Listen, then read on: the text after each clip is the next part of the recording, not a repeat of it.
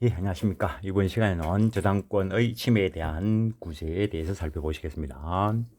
일단 물권으로서의 저당권은 질권처럼 목적물을 점유, 사용, 이용을 설정자로부터 빼앗는 것은 아니므로, 그래서 저당권은 관념상의 권리다 이렇게 이야기하는 거죠. 목적물이 통상의 경제적 용도에 따라 이용되는 한 저당권의 침해는 있을 수 없다. 그래서 이미 타인 토지 위에 뭐 돈 빌려준 게 있다. 그래서 나는 이걸 담보 잡았다.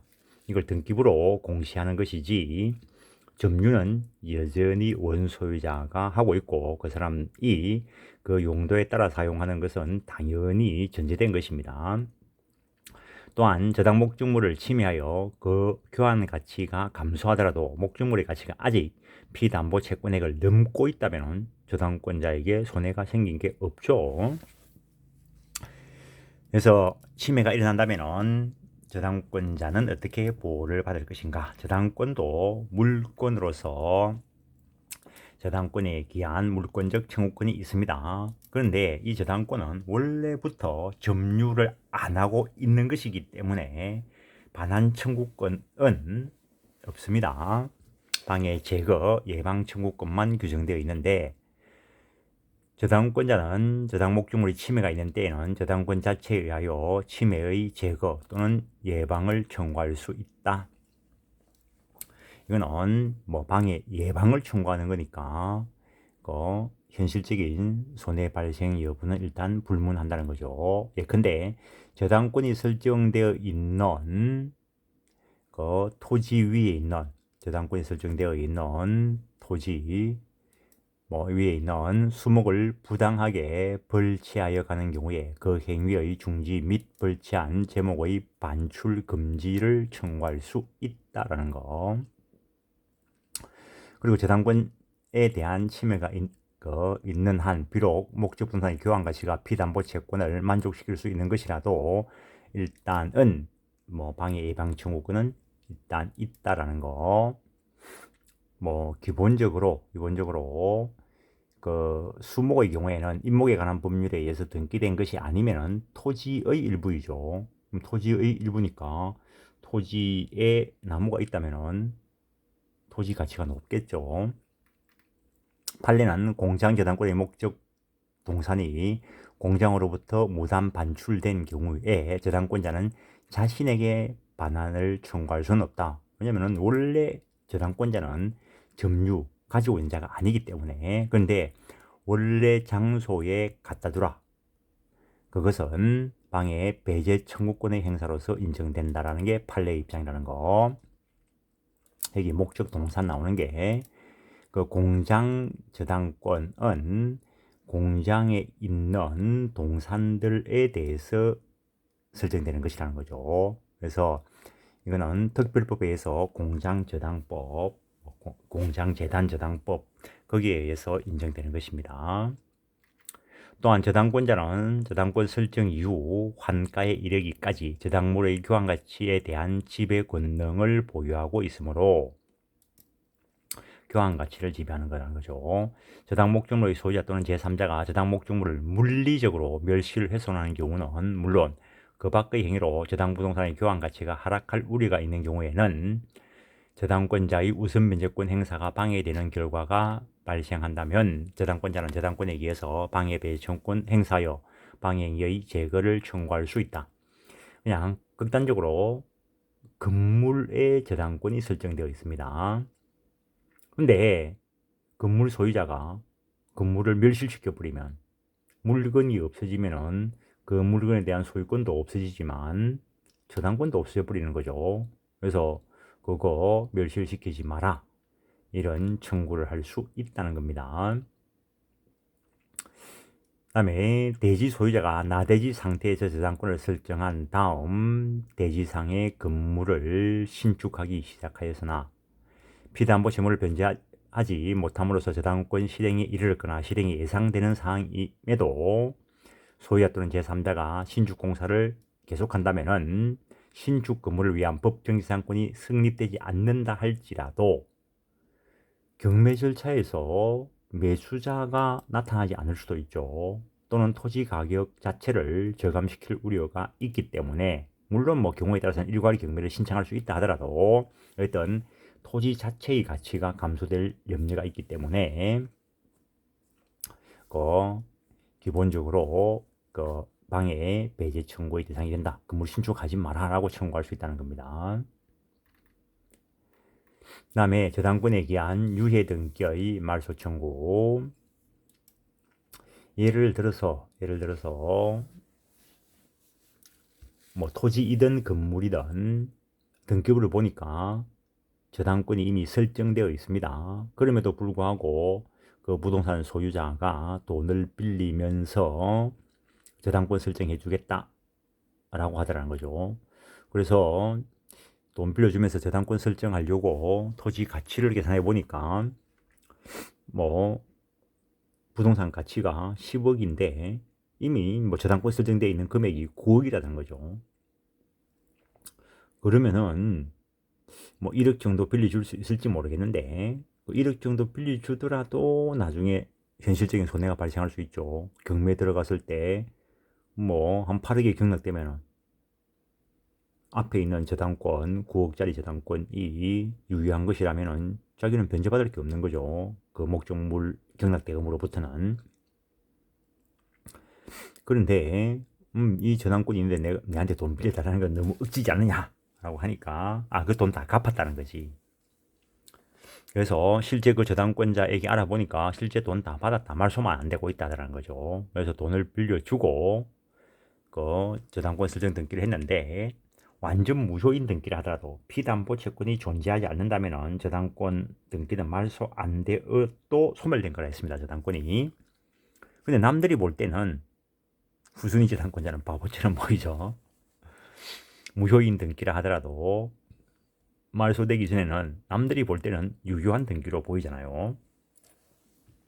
또 저당권부 채권 이전을 하면서 저당권을 부기등기로 이전해 줄 수도 있는데, 근데 앞에 선순위에 뭐 높은 채권을 담보하는 저당권이 있다면은 이 순위에 있는 저당권을 인수할 사람이 없겠죠.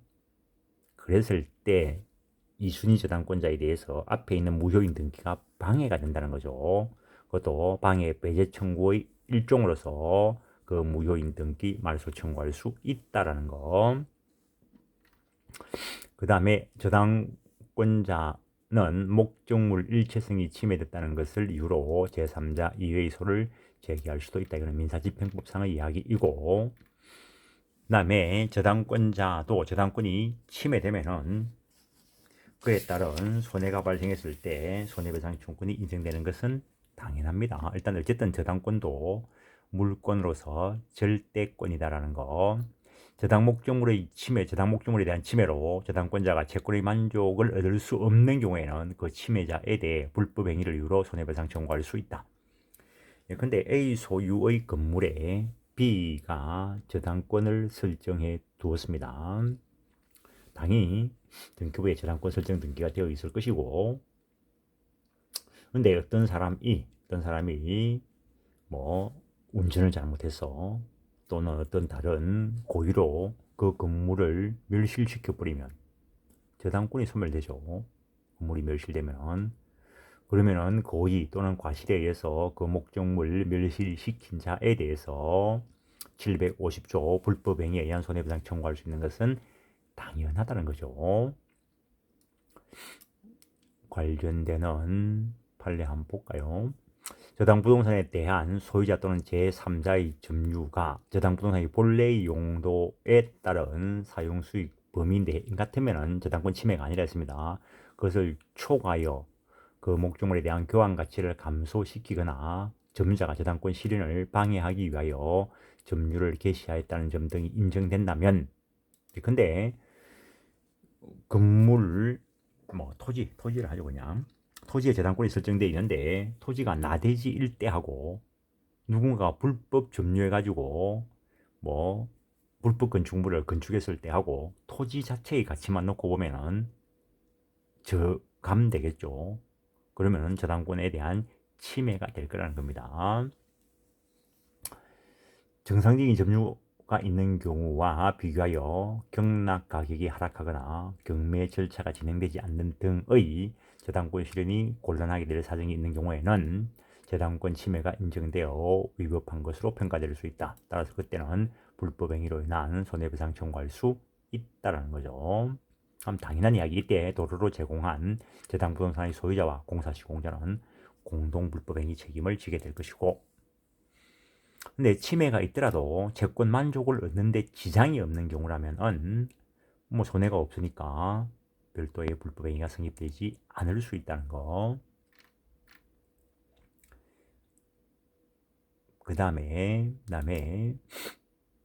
그 설정자의 침해로 손해가 발생했을 때 그 기본적으로 손해배상을 청구하지 않고 담보물을 더 내놔라, 담보물 보충 청구권을 행사할 수 있다는 거죠. 그래서 손해배상 청구권과 담보물 보충 청구권, 담보물 보충하면 손해가 없는 거죠.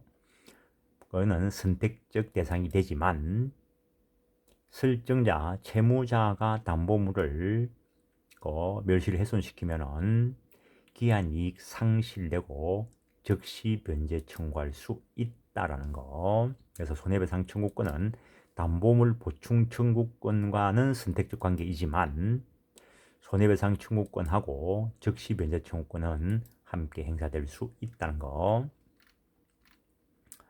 다음 저당권 설정자 또는 채무자에 대한 특별효과, 조금 전에 말씀드렸던 담보물 보충 청구권. 저당권 설정자의 책임 있는 사유로, 요거는 뭐 객관식에서 이런 거 가지고 많이 장난치는데, 이거는 저당권 설정자의 책임 있는 사유로 인하여 저당물의 가액이 현저히 감소된 때에는 저당권자는 설정자에 대하여 감소된 거 원상 회복 또는 다른 상당한 담보 제공 청구할 수 있다라는 거. 이때 그 담보물 보충 청구권에 의해서 담보물이 보충되면은 앞에서 말했죠. 손해배상 청구권 행사 못 한다는 거. 그다음에 담보물 보충 청구권 행사하는 거는 즉시 변제 안 받겠다는 거죠. 그래서 즉시 변제 청구권 행사 못 한다는 거. 그런데 이거는 채무자가 담보를 손상 감소, 설정자의 책임 있는 사유로 저당물의 가치가 감소되면은 담보물 보충 청구권 이런 식으로 가는 거고, 채무자가 담보를 손상 감소, 멸실하게 하거나 담보 제공하기로 약정한 것을 이행하지 않을 때는 기한이익을 잃는다. 그래서 이런 경우에는 기한이익 상실되니까 즉시 변제 청구할 수 있다. 이렇게 연결되는 겁니다. 이것을 표로 한번 정리해 본 것이고, 저당권도 처분될 수 있습니다. 그런데 저당권의 부종성 때문에 피담보 채권과 분리 처분은 안 된다는 거. 그래서 피담보 채권을 이전하면은 저당권도 함께 수반해서 이전할 수 있다라는 거. 만약에 채권만 양도하고 채권 양도의 저당권을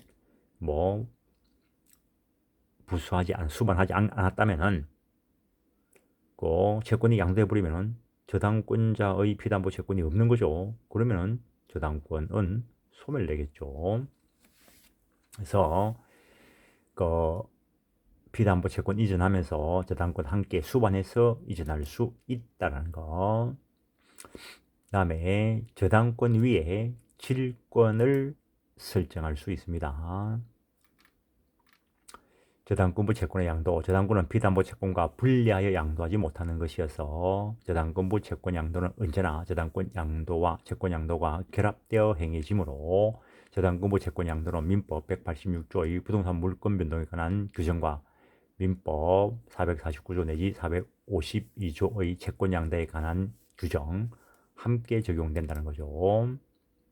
당연히 저당권 이전, 약정에 의해서 이전될 때는 법률의 행위에 의해서 이전되는 것이기 때문에 저당권 이전 등기까지 있어야 된다는 거. 저 앞에서 대위 변제에 의해서 저당권이 이전될 때는 법률 규정에 의해서 당연히 이전되는데 채권 양도 계약에 의해서 이전될 경우에는 이전 등기까지 있어야 된다라는 거. 그 다음에 채권이 양도될 때는 그걸 채무자의 승낙이나 또는 채무자에게 통지를 해야 채무자에게 대항할 수 있다라는 거. 그 다음에 피담보 채권 일부가 양도 또는 이전되는 경우에 그 양채권자는 그 채권액의 비율로 저당권을 준공유한다는 거. 그 정도 하시고 저당권부 채권 질권 설정의 대상이 된다라는 거. 그 다음에 저당권 소멸과 관련되는 거. 일반적인 물권 소멸 사유에서 저당권이 소멸되는 것은 당연하다는 거. 앞에 예를 들었던 거 목적물 멸실. 목적물이 멸실되면은 그 물건이 없어짐과 동시에 그 물건 위에 존재했던 물권도 당연히 소멸된다는 거죠. 그 물건이 소유권일 수도 있고 저당권일 수도 있고 전세권일 수도 있고. 저당권도 물권이므로 일반적인 그 물권 소멸 사유인 목적물의 멸실 그리고 혼동, 수용 등으로 소멸된다. 수용, 공용 수용, 공용 징수, 공용 수용을 말하는데 이 경우에 법률 규정에 의한 취득자 입장에서 보면은 법률 규정에 의한 원시 취득 사유입니다. 그래서 그 위에 있던 하자들은 다 소멸되고 깨끗한 권리를 취득한다는 거죠. 법률상 어쨌든 원리상 수용 원시 취득이지만 등기는 이전 등기를 할 수밖에 없습니다. 만약에 수용이 원시 취득이기 때문에 보존 등기를 해버리면 동일 목적물에 대해서 두 개의 등기가 있다면 원칙적으로 선등기만 유효합니다. 그러면 수용에 의해서 보존 등기한 거는 효력이 없는 것이 되어버리죠. 그래서 원시 취득이지만 그 형식적으로는 이전 등기한다는 거. 시효 취득도 마찬가지고. 그 다음에 담보물권의 공통된 소멸 사유에 의해서 저당권 소멸된다라는 거. 당연하죠. 담보물권의 공통된 소멸 사유, 담보물권은 피담보 채권이 있어야 되죠. 어떤 연유에 의해서 피담보 채권이 소멸되면 더 이상 담보물권 존재하지 않는다는 거죠. 그 다음에 시효와 관련되어서 저당권이 설정되어 있다 하더라도 채권의 소멸 시효는 진행합니다. 뭐 간혹 가다가 그런 분이 있습니다. 옛날에 뭐 돈 빌려주고 저당권 설정해놨는데 이제 뭐 돈을 좀 받아야 되겠다. 몇 년 됐는데 물어보면 30년 됐다는 사람이 있어. 저당권 설정 등기 해놓으면은 시효가 소멸 안 되는 줄 아는 사람들이 있다는 거죠. 저당권이 설정되어 있어도 채권의 소멸 시효는 진행한다는 거. 동시 이행 관계가 있는 채권도 다른 어떤 보전 조치를 취하지 않는다면은 역시 소멸 시효가 진행합니다. 일단 저당권에 담보되는 피담보 채권이 시효로 소멸돼 버리면 피담보 채권이 없어졌으니까 그것을 담보하는 저당권 말소 등기 안에도 당연히 소멸한다는 거죠. 그 다음에 저당 목적물의 소유권을 누군가가 시효 취득해 버리면 시효 취득이 원시 취득이라 했습니다. 그러면은 종전에 있던 권리에 대한 하자 소멸된다는 거죠. 따라서 그 경우에 저당권 소멸된다라는 거. 다음 지상권, 전세권이 저당권의 목적인 경우 지상권 또는 전세권을 목적으로 저당권을 설정한 자는 저당권자의 동의 없이 지상권 또는 전세권을 소멸하게 하는 행위를 하지 못한다. 그래서 전세권 위에 저당권이 설정되어 있을 때 전세권자와 설정자가 공동 말소 신청할 때, 전세권 말소 신청할 때 저당권자의 동의서가 없으면은 말소 안 시킵니다. 근데 이때의 저당권자가 동의를 안 해주면 동의하라는 판결을 받아서 그 판결 정보를 첨부해야 말소시킬 수 있습니다. 일단은 등기부가 머릿속에 들어 있어야 됩니다. 그 앞에 저당권과 관련돼서 등기를 보면서 갑구에 기재되는 거, 얼구에 기재되는 거, 독립 등기되는 거, 부기 등기되는 거, 그런 것들이 등기부와 연결시켜서 머릿속에 들어 있어야 물권법 교과서가 보입니다. 다음에 특수저당권 있는데 이번 시간은 여기까지 하겠습니다. 예, 수고하셨습니다.